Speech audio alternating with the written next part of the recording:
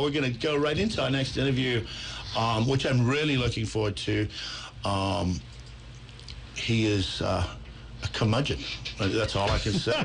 He's a great friend, but he's always one to call me out and tell me what an idiot I am. So, I like him already. Yeah. Please welcome in Delegate George Street. George, can you hear us? How you doing? Can you hear us, George? Yes, sir. Yep. Good. Hey, this is the first time you've been on with us, George. Why don't you give us a little bit about your background? I know you like to blow things up, and you're a farmer, but give us a little bit about your background, why you run, and what you currently do. Sure. I still consider myself relatively new to the legislature. This is only my third year.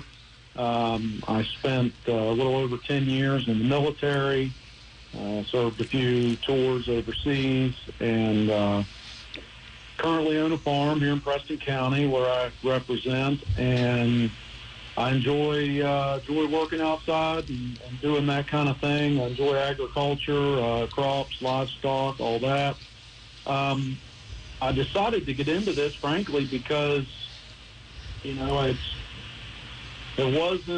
I didn't see anyone else stepping up. The incumbent wanted to retire. I didn't see anyone else stepping up to, kind of take their place and fill the shoes that I thought was going to be an actively involved person that had similar views that I had. And, instead of sitting back complaining about it, I figured I might as well put my money where my mouth is and try it myself.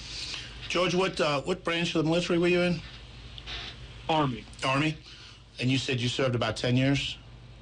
Yeah, a little 10 and a half. And, were you enlisted or as an officer? I was enlisted. Okay. Yeah. EOD? Correct. And you served in Iraq and Afghanistan, did you not? Yes. Mm-hmm. George, you have a really unique insight into West Virginia's energy policy and what we're doing. I know you had some pushback to the microgrid bill that we just passed in the last session. Can you voice some of those concerns that you had? I know you were involved in a lot of those conversations in developing that bill and the conversations you had. Yeah, it's not that I disagreed with the overall fundamental strategy of bringing more industry here, whether it be data centers or whatever. Obviously we all want to see jobs and overall growth and progress in the state to better serve our citizens. And it's like the old joke, best social program's a good job kind of thing. So I'm all for that. It was kind of, the devil was in the details of it. And yes, I was very involved in it, at least in the beginning. And I do support the concept, but the details of it ended up just not being something I could agree with in the end. And some of those, for example, West Virginia has this certain tax policy that's referred to as salvage value tax on. It only applies to certain things, and that was kind of a point that rubbed me the wrong way. I don't have the tax code here right in front of me to read it verbatim, but to kind of paraphrase, some of it includes what they called this high technology. It applies to certain things in our energy sector, not all things. So it's kind of applied selectively. And what this salvage tax value does is even though your product may be new, let's say windmills, for example, they receive this tax break. I'm not trying to single them out. There are other things that receive it, but that's one of the hot button issues that receive this tax break. And so even when they're new, you're only paying essentially scrap value, salvage value, which is dramatically less. You know, no ordinary citizen or ordinary small business in West Virginia is able to receive this. You know, I own a farm.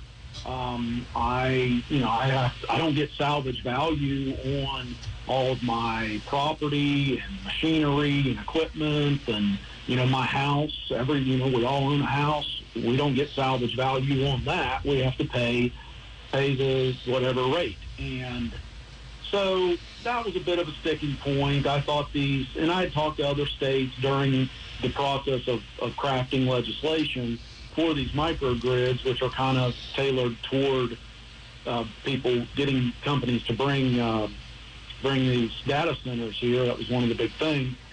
And I talked to other states, and there were a lot of other states that were not giving salvage value on all the equipment in the data center, for example. And so that was one of the sticking points for me. And there were a few other little issues, private property rights issues with the use of eminent domain and to build all the power lines and things connecting, which is a big issue right now with the Marl line coming through my district headed toward Northern Virginia.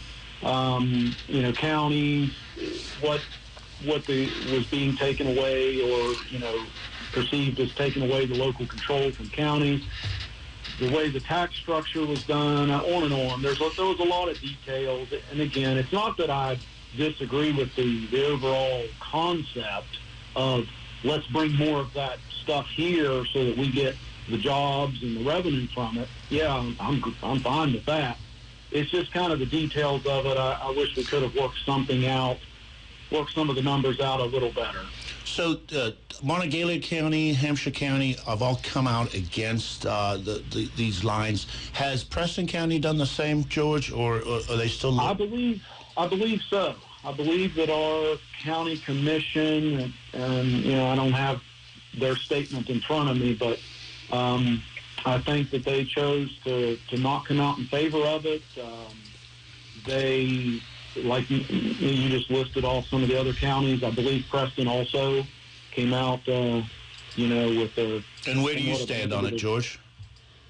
I don't think it benefits West Virginia. And to quick clarification, because I hear this at a lot of the public meetings. I'll be attending another one on this power line issue tomorrow. And quickly to clarify, the microgrid bill has nothing specifically to do with this power line that we're talking about right now. And I know I kind of mentioned them in tandem there, and it gets brought up to me at a lot of public meetings. They're not connected. Right. They're not. I mean, in the broad scope of people they hear the word microgrid, electricity, power plants, and then they hear about a power line being built. So it's a natural thought that they're somehow connected, but they're not. They're totally separate. But back to this power line issue, where I stand on it briefly. So this line specifically, the Marl line, starts in Pennsylvania, runs through proposed to run through West Virginia, through a little bit of Maryland, back into West Virginia, and it will terminate in Virginia. So it starts in Pennsylvania, it ends in Virginia. West Virginia is essentially just being used as a pass-through. And I get it, you know, shortest route between 2 points, and we just happen to be in the middle. But West Virginia doesn't get very much direct benefit from it. You know, my county specifically, there's no drops being put in, no substations being put in to help, you know, power an industrial park or anything like that in my county, and I don't believe in any other West Virginia county. So, but yet they want us to give up a huge strip of land, essentially. I mean, once it's built there, right of way, you can't build anything else under it. So, you know, so we're essentially giving up this strip of land, and of course people don't want to see it. They don't want it too close to their house, that sort of thing. And so I don't see it as as enough of a direct benefit for my district or the state of West Virginia. So I can't support it. I can't. It would be going against, I believe, the majority of people in my district that I represent. So I can't support it. Thank you. This is Bill Stubblefield, Delegate. Thank you for explaining as well as you did. There is an issue of eminent domain. It's my recollection that the Supreme Court addressed eminent domain maybe 25, 30 years or so ago and restricted its use. It had to be directly applicable to that particular area. This, as you've described it, as I understand it, does not fall in that category. It has not been of value to the local inhabitants. So how does eminent domain actually come into play in this case? Well, that's a great question. Because that word or that term has been thrown out a lot already in relation to this power line by various people. I'm not saying that the company putting it in is trying to move ahead too quickly with that. I hope not. But my understanding, and I'm not an attorney that specializes in eminent domain, but my understanding in this situation is if you look at what they're calling the power line, MARL, the Mid-Atlantic Resiliency Link, I believe is what it is, the acronym.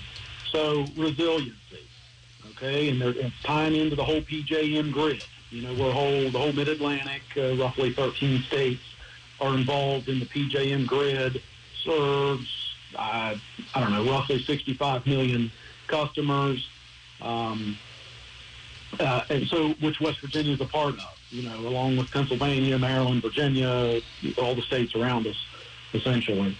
And I think the argument would be, I'm not speaking for the company or for PJM, I think if eminent domain were used, and I'd rather it not be, but if it were, I think the argument would be that, hey, we need to build this power line for the overall greater good of the grid, the whole PJM grid, not necessarily specifically West Virginia or any county in West Virginia, but because, like I said, we're not going to be able to directly feed off of it. But the argument would be it's for the overall greater good of the grid, the resiliency of the grid, and, obviously everyone having electricity is pretty important. So I think that would be the argument. I'm not saying, I don't know all the details. I'm not a grid engineer. I can't say that that's an honest, best argument. Is this an upgrade to current line and just following a current or is it a brand new line? This is new to my knowledge. Okay. This is new transmission. This is a new line. Now, in certain places, I'm understanding that they're going to try and parallel existing lines, but it's not, this line itself does not already exist, and they're just, adding new wires.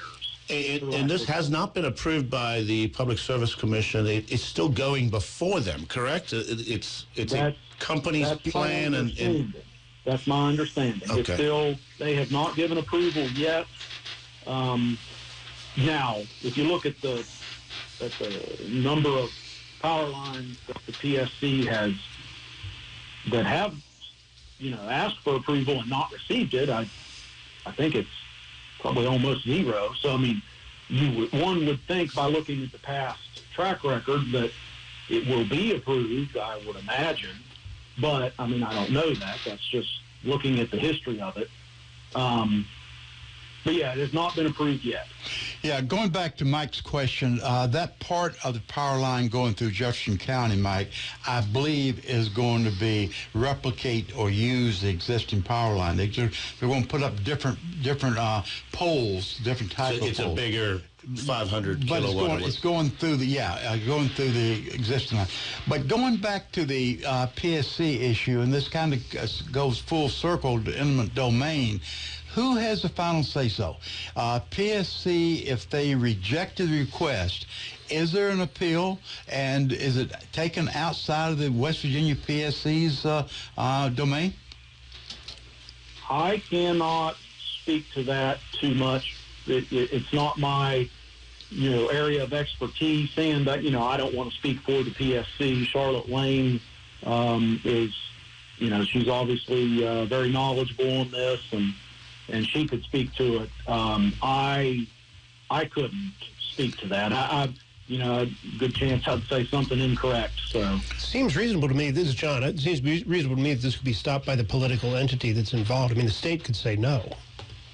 No, I mean, if the legislature said no, that this cannot go forward. Based upon the argument that George mentioned earlier, that it's a resiliency and it's a benefit for multiple states. It's a federal. I think it's going to be a federal issue, John, as opposed to a state issue. George, if these folks came to us and said, hey, we're going to build 2 more power plants, or we're going to use West Virginia energy, or we're going to put in 18 substations, does that change the game, or does that change the question? Because based on what you're telling me and a lot of other folks are telling me, there is not a lot of benefit for us to get behind us. And one of the strategies that is being looked at, to answer your question, two parts here. First, to answer your question, yes, I think that would, from a PR standpoint, that would help the situation if it could be shown, very tangibly that, hey, we're going to build power plants in West Virginia that will directly feed onto this line. So this is, reasons we need to build it. If there were things like that, long-term jobs in West Virginia that were going to be produced because of this directly, I'm sure that would change at least some of the public perception of it. But as a side note, I was kind of thought of it there when you mentioned that. As far as benefits to West Virginia, it's been talked about by many others, not just myself, that another way of looking at this is, hey, we want to, or at least the idea, for example, of the microgrid bill, is we want to bring more industry, more jobs, more revenue to West Virginia. So instead of us building more power lines to ship power out of the state, which West Virginia is a net exporter of power, and I'm not saying that's a bad thing, but the other side of that coin, why not, instead of shipping the power out of the state to power industry and factories out of the state, why don't we bring whatever entity that needs that power, data center, whatever, pick your poison, bring it to the state and both produce the power here and use the power here. You get a lot more bang for your buck that way, and you build a lot more of your own state's local economy that way, instead of just getting, one crumb and shipping the power out. And the same with the gas industry, same concept. Why ship all of our gas out of state? Why not use more of it here in state? Do you know what capacity our power plants are running at, George? I know you have in right next to you, Monongalia County, and then there's Mount Storm that we have probably closer to us here. Mm-hmm. Yeah. I don't have the percentages in front of me, but I can... Ballpark? Just off the cuff, I can definitely say that most of them are not running at full capacity. I've been told numbers that a lot of them maybe are only at 40% or 60%. It's low. The reasons for that are multifaceted. Anything from, so PJM, and not to get too much into the details, PJM headquarters it's over near Philadelphia, they hold an auction, so to speak, of power. You purchase power off the grid. Each entity within the states that feeds onto within their realm of customers. First Energy, AEP if you're in the southern part of the state, First Energy up here in the northern part. Dominion actually owns Mount Storm, but anyway, and that power all goes, to my knowledge, all goes to Virginia. But anyway, so it's auctioned off. I believe it's every 24 hours. You kind of bid in. You have power that you're willing to sell for X amount of price, and someone's willing to buy for X amount of price, and that's all controlled by PJM. And price of coal goes up and down, price of gas goes up and down. Wind and solar, I believe, are allowed to essentially bid in at zero. So whatever the minimum, not meaning that it goes for free, but they're allowed to bid in at whatever the lowest price is that the next provider can supply. So then, coal kind of has to take it or leave it, or gas. I'm not trying to pick on coal. And West Virginia has no nuclear, but other states within PJM do. And again, the grid's all connected. So you have all these different power rates every 24 hours, power purchases, and, price of things go up and down. So it depends on, is gas more or less profitable right now? Is the sun shining? Is there a lot of wind? Is coal per ton going up and down? George, I really appreciate your time today. Thank you so much, but we are up against a break, and we've got to say goodbye. Thank you so much for coming. Thanks, Elliot. Thank you. Take care. You're listening to WRNR and watching us on TV 10. We'll be right back.